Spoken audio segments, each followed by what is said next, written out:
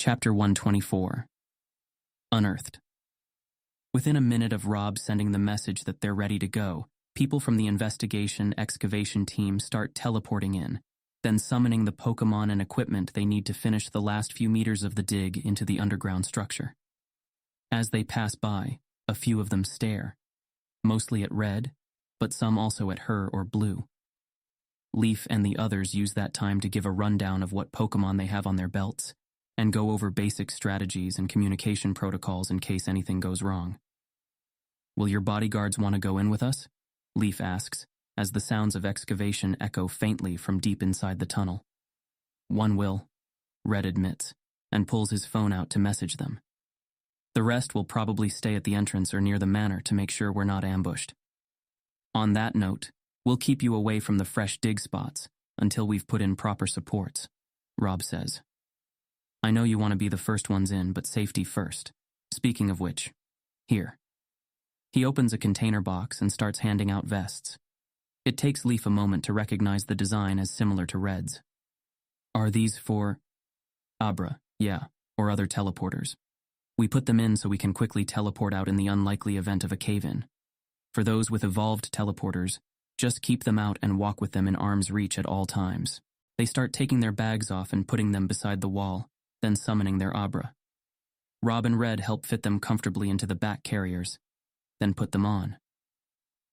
"Wonder if we should just always have these," she muses out loud as she follows Red motions to adjust the straps. "It's a lot of hassle, particularly if you're not psychic," he says. "Limits mobility a lot, even aside from the extra weight. But maybe worth having one on hand for situations like this. I didn't even know this was a thing excavators commonly did." "It wasn't until recently," Rob says with a pointed look at them, and Leaf exchanges grins with Red before he helps her strap Saigai to her back. "How's that?" he asks from behind her, and when she turns to look at him, she sees his cheeks are pink. "Heavy, like you said." She smiles, hefting the straps a bit. "But secure, thanks." "No problem." Red smiles back. He looks, "What, 3/4 of the way to evolution?" "Yeah. If we had a PC here, I'd switch for another Abra, but I can manage so long as we're not running for too long. If we're running before we need to teleport out, I'll be screwed anyway." Blue is pouring some berries into his palm for tops. "What flavor, Red? Sweet, tart, bitter?" "A mix is fine," Red says, then closes his eyes. Blue starts feeding his Kadabra the berries, and Leaf watches with amused fascination as Red's jaw twitches, lips parting for a quick lick that matches the Pokemon's movements as it feeds. "That's mildly disturbing somehow," Ira says. Wendy is grinning. "It's cool. Do they taste really different to him?" "Yeah, though it's hard to explain how." Red opens his eyes and rubs his lips, then lowers his arm, looking a little self-conscious as he turns to Blue. "Okay, you're all miracled up." "Thanks, buddy." He tosses a berry to Red, who laughs along with Wendy and Leaf as he catches it, then reaches back to feed it to his Abra. Some of the nervous tension that's been running through her since Red explained what happened with Rowan fades, and she can see the others look a bit more relaxed too. She turns to Rob, who's talking with another worker that teleported in before they head for the tunnel entrance, then steps over to the foreman. "Are any of them who go in with us going to stay on site until we leave?" "Is that necessary?" "Yes. I'd like to also restrict their communication to anyone off-site." So long as she's assertive in a way that implies the right to make such a demand, she's hoping she'll be given that right. Rob takes it in stride, however, and just looks at Red, who nods, face back to its earlier seriousness. "Right then, we'll do a calm blackout until the end of the day. You want longer than that? I'll need clearance from the higher-ups." "Would that be hard to get?" Leaf asks, growing bold as she realizes that he's probably used to these sorts of restrictions. This is an ad hoc team thrown together from a number of different departments.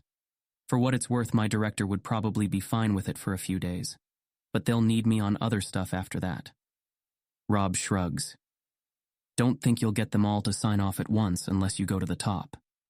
Leaf also looks at Red, who hesitates, then shakes his head. Looker wants to minimize the cost to the other departments and their own investigations. I don't see him going for it unless we have something more to report in the first place. Why not invite him then? Blue suggests. He's rolling a great ball across his knuckles, something Leaf hasn't seen him do in months. I mean, if he's compromised, all this secrecy doesn't matter anyway, right? Red is looking at her now, and it's her turn to hesitate. If she had some sense of certainty that Rocket, which Looker did seem to be genuinely working to fight against, has no connection to the Endo clan. Let's wait until we have something to show him at least, she says. If evidence that the place was blown up isn't enough for him, that is. No harm in waiting a few hours either way, if we can have that for free, Red says with a shrug. Especially if we'll end up sitting around a lot meanwhile.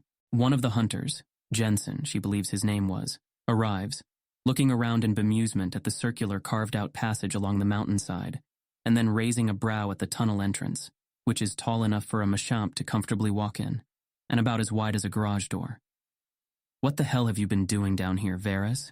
Or am I not supposed to know? Do you have a guess? The hunter hooks a thumb in his poke belt and looks around at the assembled people, with their abra strapped to their backs. Rob gives a blank stare back, and Leaf tries to mimic him, though her gaze feels drawn to the black striped pokeballs on the hunter's belt. I'd say clearing out a ditto nest. Jensen's gaze is hidden by his sunglasses, but she sees his head tilt from the rangers toward her, or possibly Blue. But knowing what you all have been up to in the past, plus the secrecy. He shakes his head, then turns to Rob. You with Interpol? No comment, Rob says as he opens a container box, then starts handing out hard hats with headlamps attached, as well as oxygen masks. Mm-hmm. Jensen takes his, then turns back to Red. You're not going to ask me to keep this from Director Tsunemori, are you? She knows, though if you come inside, you may have to go through Looker first. A woman comes jogging out of the tunnel with a belt mostly full of container balls. We're pretty sure we've reached a real chamber, she says to Rob. I'll follow you in after emptying these. Got it. Rob turns to them as the woman heads for the teleport platform. Ready? Test your headlamps and masks. Just a few breaths, that's it. You can let them hang now. I'll let you know when to put them on. Stay close. He takes the lead toward the tunnel opening, and they follow in pairs, passing a portable generator by the tunnel entrance. The electrode inside gives off a muffled hum as it sends power through wires bolted to the rock above them, lights dangling every few meters. There are plenty of support structures inside, making the tunnel seem like it's been here for years instead of days. She's just about to ask how normal it is for this to have been done so quickly when Ranger Ira gives a low whistle. You guys get any sleep this week? Switching directions is where most cooldown and warm-up happens, Rob says. The work goes quickly when we can just point the Pokemon in a straight line and tell them to dig. As if on cue, the tunnel starts to noticeably curve a bit. Not a literal straight line, obviously. They're trained to avoid digging through areas with low structural integrity. But shoring is what takes the most time, and so long as the tunnels are relatively straight, we can almost put them up at the same rate the Pokemon dig. Plus, we didn't have to go too far before we hit something. They discover what he means a few moments later, when the tunnel abruptly rises beneath them. The supports become much more common and intricate as the walls become rougher and fracture, and each step shifts rocks beneath Leaf's shoes. Metal nets are drawn tight between posts to keep the rubble behind more or less in place. For the first time since entering the tunnel, Leaf feels some claustrophobia settle in, the weight of all the rock above them seeming to press down on her mind.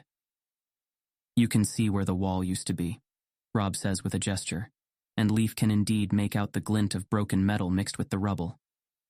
It's most concentrated around where it starts, and then took a few tries to more or less line up with where one of the floors naturally were, but right now we're pretty sure we're inside one of the rooms. Leaf's heart sinks as she looks around. It's just rubble, broken up earth with some bits of metal here and there. If the place was destroyed this thoroughly, it could take weeks to find any sort of meaningful clue. Could they possibly keep this under wraps for that long?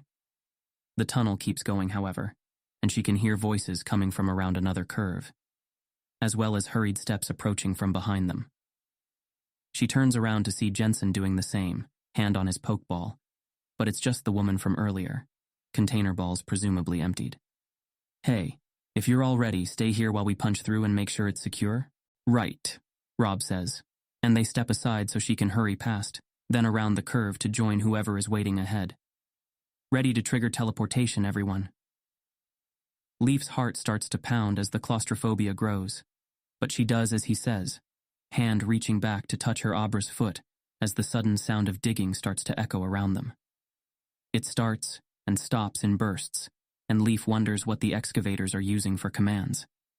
They can hear earth cracking and crumbling and shifting, as well as a repeated noise that it takes her a moment to interpret as shovels filling container boxes. She notices Blue looking particularly tense and meets his gaze before mouthing, "Everything okay?"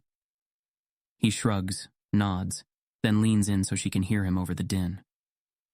Memories, half expecting a bunch of Diglett to burst through the wall, or I guess sand shrew here. She pats his shoulder, and then spends an extra thought every cycle also worrying that the digging noises would attract Pokemon, until she reminds herself that any that wouldn't avoid the potential fight had probably already attacked the excavators earlier in their digging. Eventually, it's the last sound remaining, and then even that stops. Leaf's muscles have been tense for minutes, and she finally takes a deep breath, relaxing her body as much as she can, only to jump when someone yells, "Okay, come on through." They follow Rob as the sound of construction echoes around the corner, and Leaf starts to notice more and more bits of metal and glass mixed in with the earth around them. A handful of men and women from the excavation team are clustered around a hole in the wall, along with some Dugtrio and Excadrill. The tunnel keeps going past them, and they can hear more digging coming from that direction. "Our Pokemon found it easier to keep digging past this spot," Rob explains. "But once we started doing seismoscans of what's around us, we got a few results that look like mostly uncollapsed chambers. This is the largest one that's connected to what we've already dug." "So we're actually in some kind of underground structure now?" Jensen asks as he looks around. "And we have been for a bit, looks like. That's a piece of table leg stuck in the wall there." Leaf follows his gaze and realizes he's right. "How much have you dug so far?" One of the workers speaks up. "We estimate about a third of the circumference of the underground facility, but with the exception of one shift in elevation, it's all roughly at the same floor. Digging multiple layers in parallel would be much more dangerous, so if we decide to dig down or up, we'd basically give up on the rest of this floor until we get far enough around to not intersect. We'll get a better sense of what that looks like once we go in." Rob secures his face mask, prompting the rest of them to do the same, then summons a Gloom. He sends the Pokemon through the hole first, then clicks on his headlamp and ducks to step through himself. "Clear," he calls a moment later, and Leaf is the first one after him, and so is the first to see.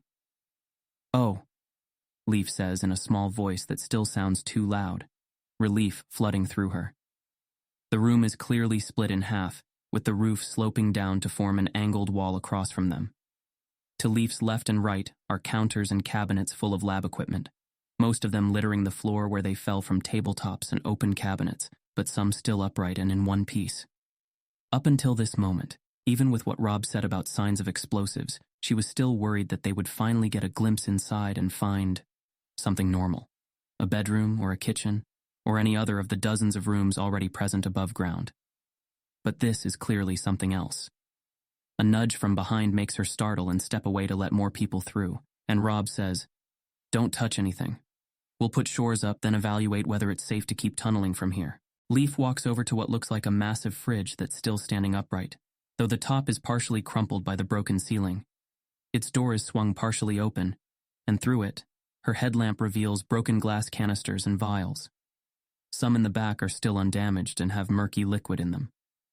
She takes out her phone and starts taking pictures, then switches it to video and slowly sweeps the room, heart pounding. She should feel excited.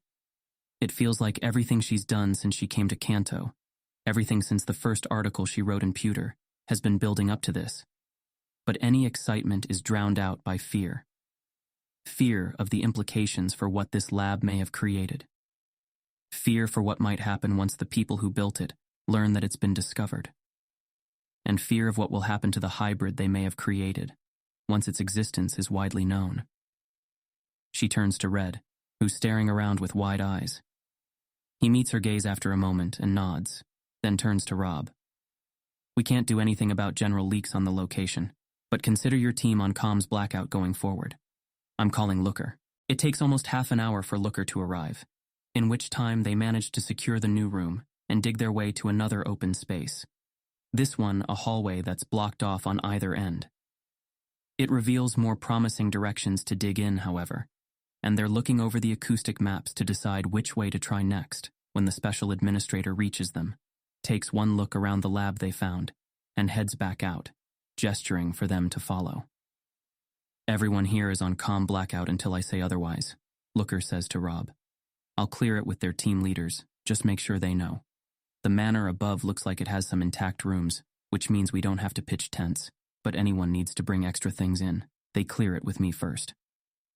Understood, sir. One issue is debris. We have a landfill we dump the excavated rock to. We're on a goddamn cliff. Dump it in the ocean. I'll handle Blaine if he has an issue with it. Rob bows his head, then heads off to talk to his people. Looker holds a finger up to Red and the others as he takes a phone out and makes a call. Where are you? Looker asks whoever is on the other end, pacing the relatively narrow space between the tunnel entrance and the cliff's edge. Hand it off to Dorsey.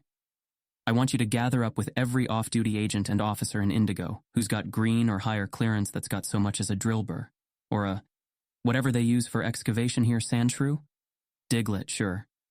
If they're not on sick leave, they need to be in Cinnabar today. I'll send you the coordinates.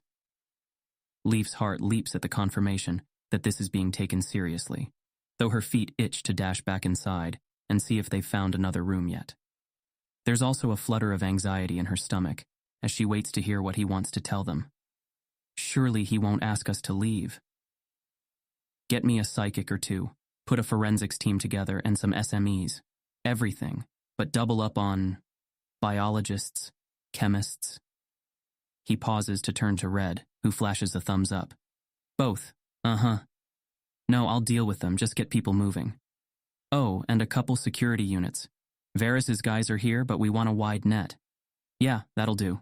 Okay, keep me updated.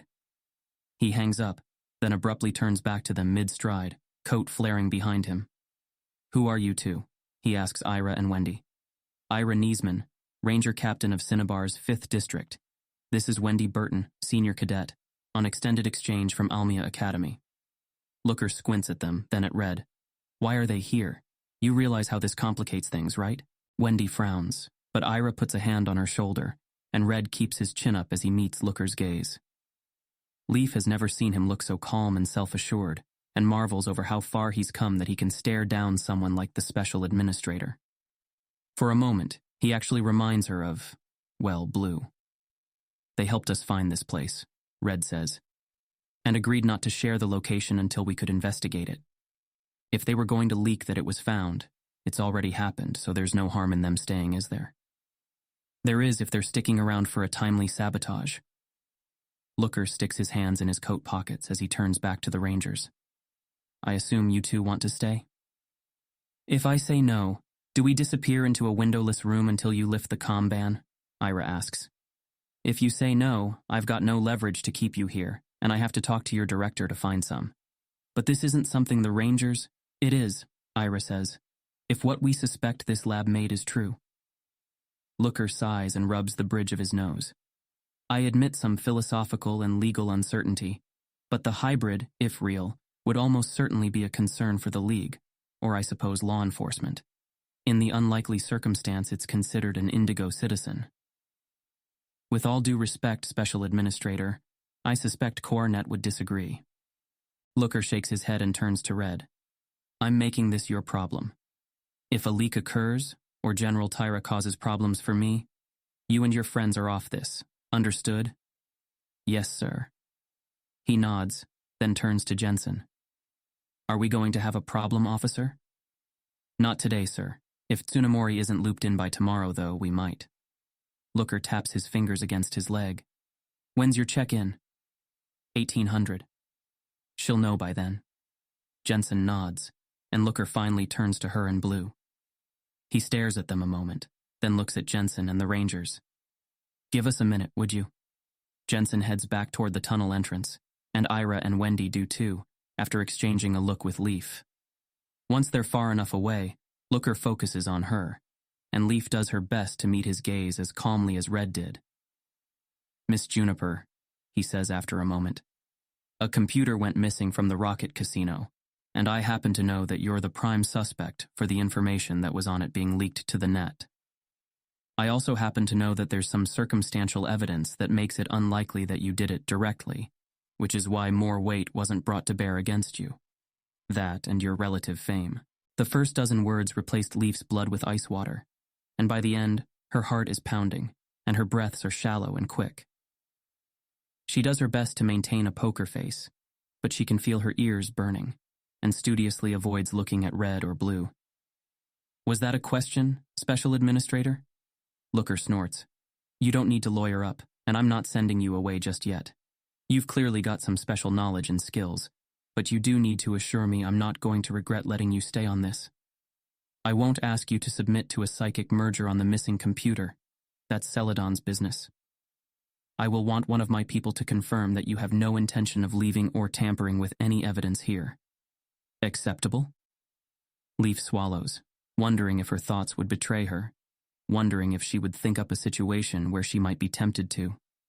"Acceptable," she says. She loses nothing by at least trying to pass such a test. "Excellent." He turns to Blue, and if her friend is wary, he does a good job hiding it. "We good, Oak?" "As far as I know, yeah. I'm just here to keep my friends safe." "Sure. And you're not going to call your grandfather?" "Probably not before Redwood." Looker doesn't seem impressed by that, and Blue smiles. "No, I'm not going to call Gramps."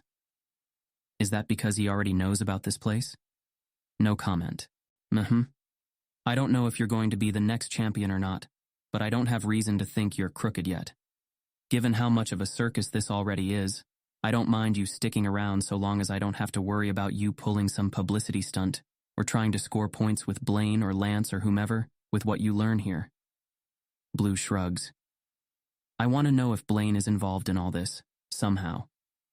Seems reasonable to suspect he is, but I'm treating this as seriously as anyone else here. If it's Rocket, I want them stopped as much as you do." Looker smiles. "Doubtful, but I believe you believe it. As for Blaine, we can talk about that later." He checks his phone, then strides toward the tunnel entrance, and the three of them hurry to keep up. "A psychic will be here soon, Juniper. Meanwhile, don't go anywhere without me." Leaf's cheeks burn, and she clamps down on a few angry responses. Red gives her a concerned look, but they rejoin the others a moment later, and soon the whole group is heading back into the tunnels. Everyone is gathered at the first hole that leads to the lab, 11 excavators in total. Looker stops before joining them, and Red stops beside him, so Blue and Leaf do the same. "You've all done well here so far, and reinforcements are on the way," Looker says. "The mission parameters have changed. Our goal is evidence collection, as much as we can get in the next 2 to 3 days. Prioritize offices, labs, personal quarters.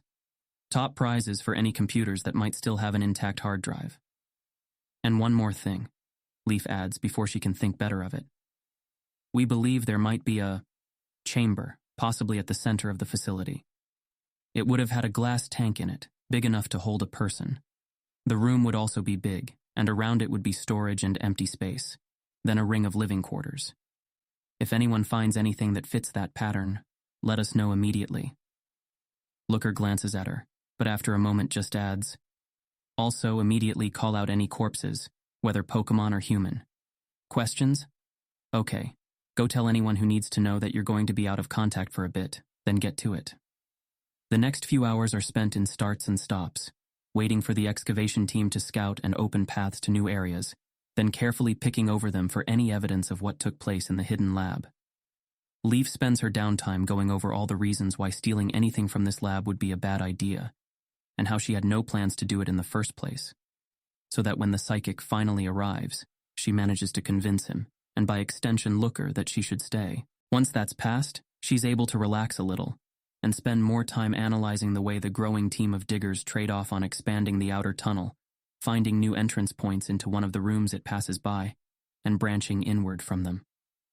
Looker calls the shots, But as more and more people arrive and join the operation, he finally delegates some decision-making to Red again. By the 4-hour mark, 3 separate teams have dug their way into almost a dozen rooms of various sizes and degrees of wholeness. 3 sections of laboratories, 2.5 offices, a supply room, a bathroom, half a kitchen, a power center, and what looks like roughly a quarter of a cafeteria, with an attached hallway that leads to a blocked stairwell on one end and a couple buried doorways on the other. The biologists and chemists have also arrived and move through each lab to carefully document what they find, while the forensics teams attempt to collect fingerprint and DNA samples. Leaf does her best to rush around and get a look at each chamber they unearth before things get moved or taped off. But Looker keeps her close so he can occasionally ask for details that didn't end up in her story.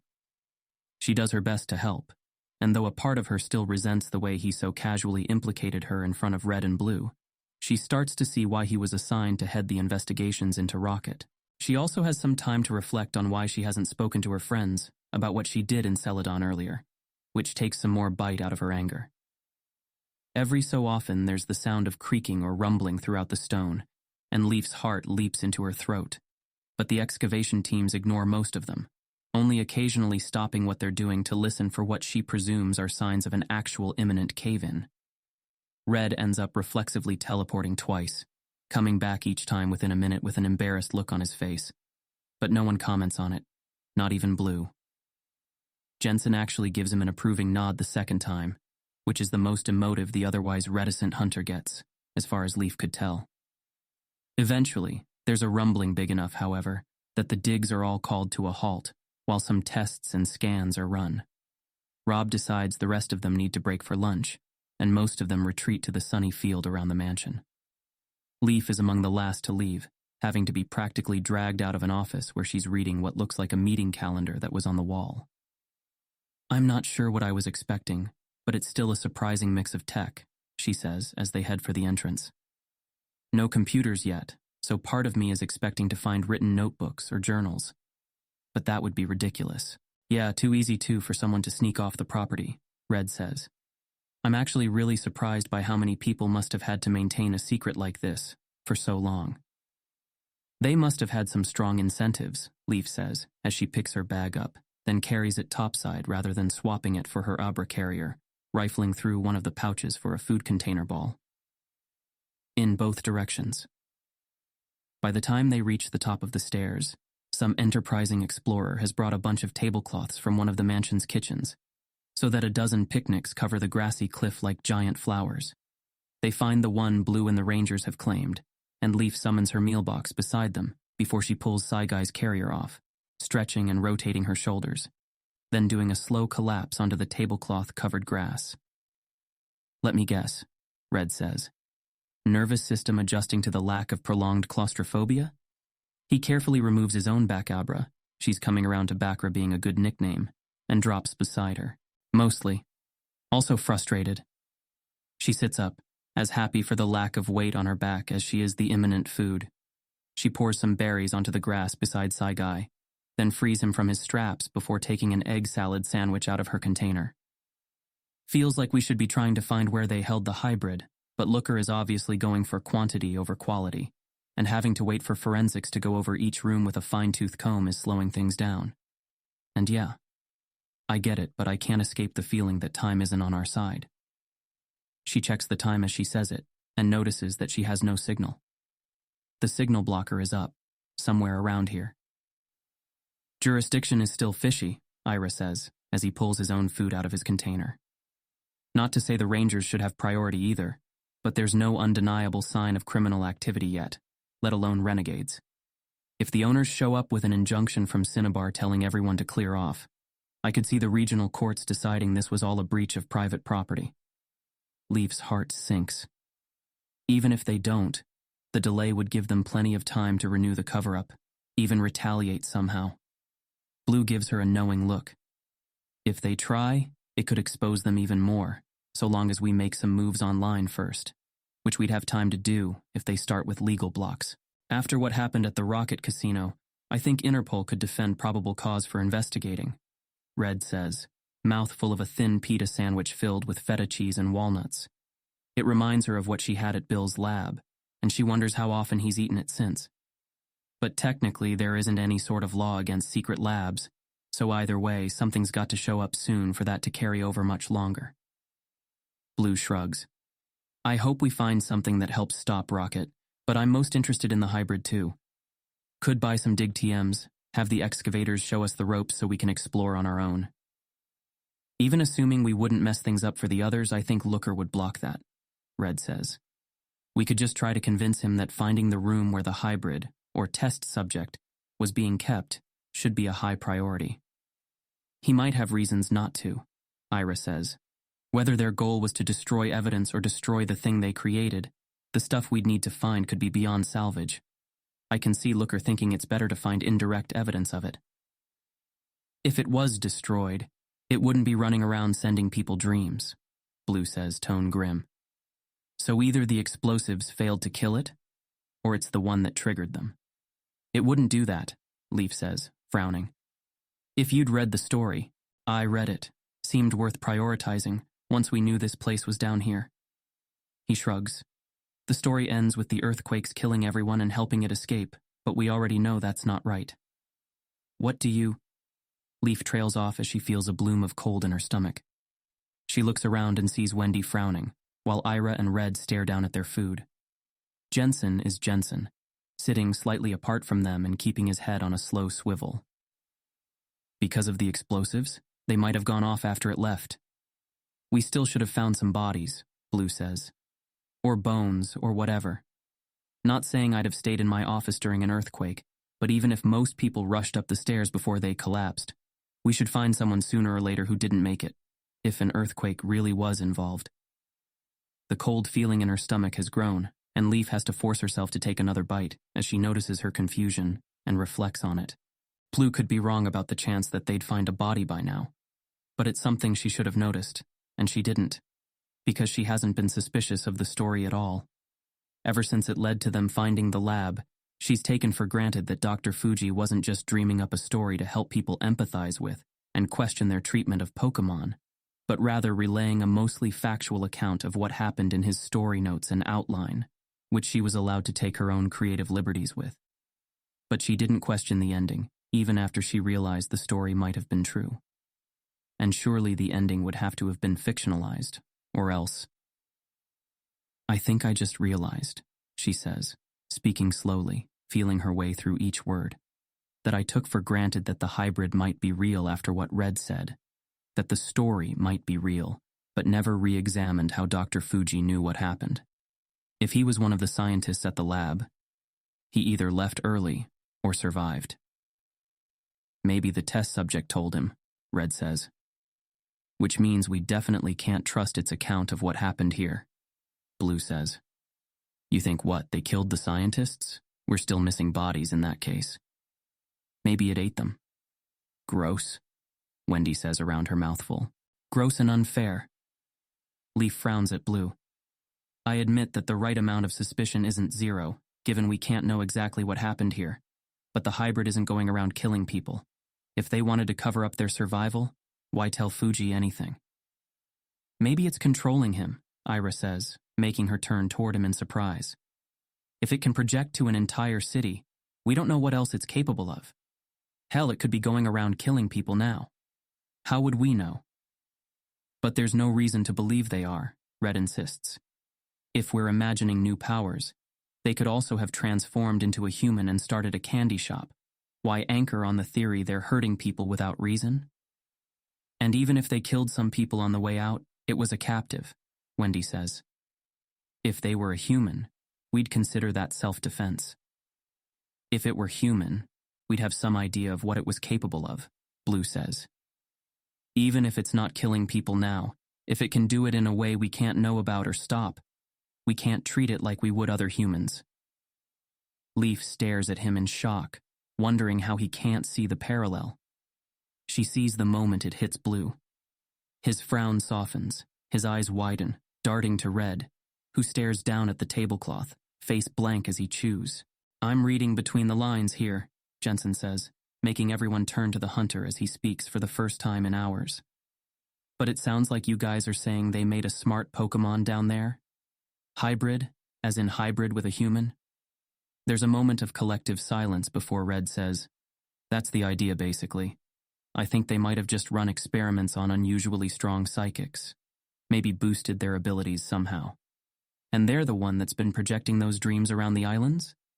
Pretty sure, yeah. Then what Oak's saying, it's how a champion thinks. Leaders, too, for that matter. Rangers have more of a mix of perspectives." He nods at Ira and Wendy. "And police, including hunters. We care about protecting society from people. Every group built around use of force. We exist to protect society from something. It's why society allows us to have power. Or maybe we're still a society of warlords after all," Ira says. "Just distributed a bit better." "Maybe," Jensen says with a shrug, then turns back toward Leaf.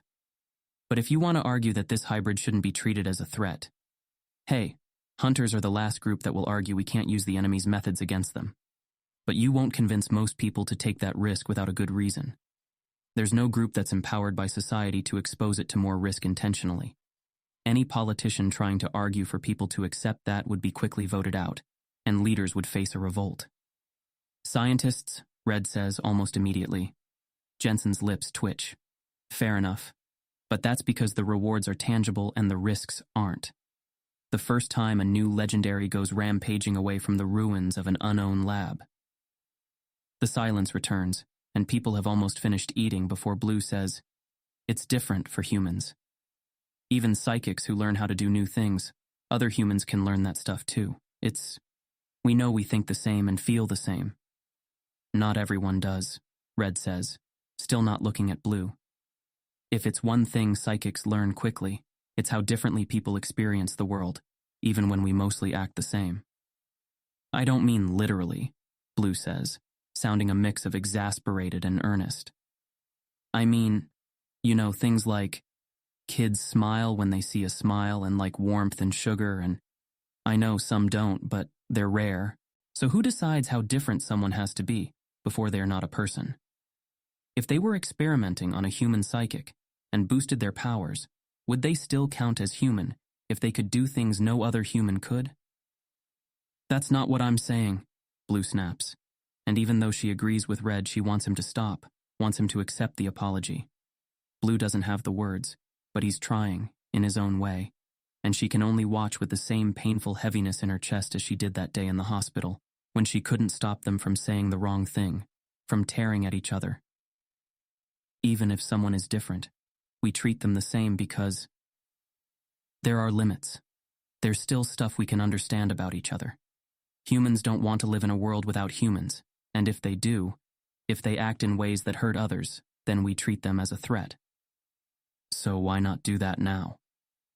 Leaf jumps in, forces herself to jump in, though she's not sure she has the words either.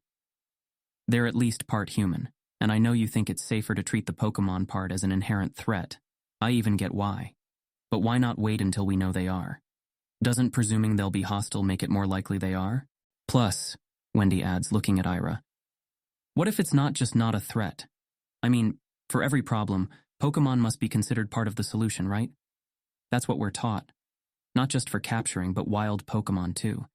If the hybrid is out there warning people about whatever, if they're strong enough to take on legendary Pokemon, the ecosystem we're in has changed because of them, but it can be a better change." "That's undoubtedly what the people who created it thought," Ira says. "And we may well be sitting on their mass grave." The silence returns a third time, and there isn't even any food left to distract anyone. People are moving around them, cleaning up and returning their container boxes, strapping their Abra carriers back on as they start to flow back in the direction of the stairs. None of this matters if the hybrid or test subject or whatever isn't real, Blue says as he stands. Maybe it's actually just a human with a unique power after all. But if it really is a hybrid, maybe we can find some clues to what really happened here. Leaf tries not to feel defensive over that. Part of her feels a horrified embarrassment at the thought that she might have written something untrue, even if she thought she was writing fiction at the time. Even worse, if she was used to misrepresent what happened. But she recognizes that Blue is making a peaceful gesture and nods as she begins to clean up. "It seems unlikely that Fuji knew I would end up here," but he clearly wanted someone to have a chance of figuring out the truth of what happened here. She trails off as she notices people around them turning to track something, and turns as well to see a trio of Scheherazade flying down toward the manor. Adrenaline pumps through Leaf's body, and her hands fall to her belt before she registers that the one in the middle has scales of pitch black. Her relief is short-lived. Despite precautions, the communication blackout has clearly failed, and she doubts the leak stopped at Leader Blaine.